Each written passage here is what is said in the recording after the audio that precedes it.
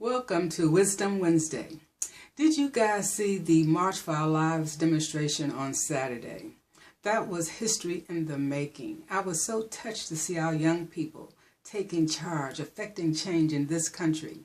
And that's what it's going to take. It's interesting because the Bible says, out of the mouths of children and babes, the strength of God will prevail against our enemies. And here we having that come to pass.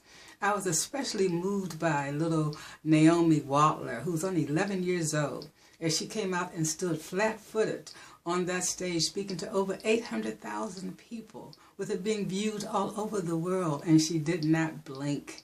She had the savvy to pause when there was applause.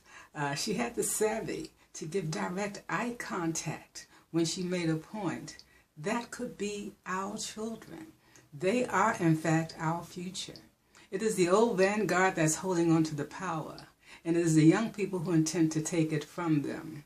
So for me, as a grandparent of my little grandchildren, BC and Calcadon, and my great niece and nephew, Titan and little Naomi, that I see if we pour into those children, the children in our household, those fourth generations and fifth generations, that we too can have them to affect change, not only in our families and our lives, but in our country.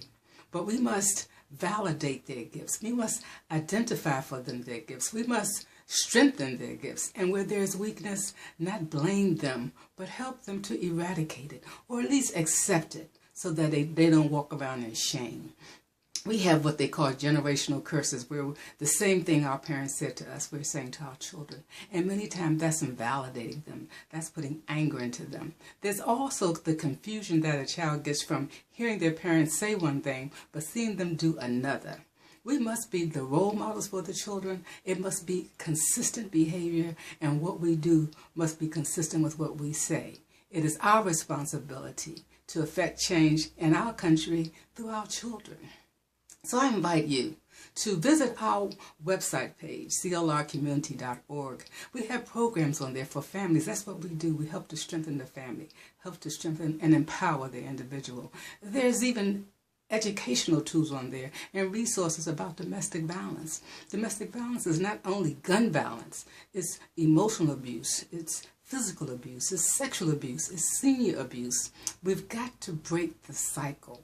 Together we can do that.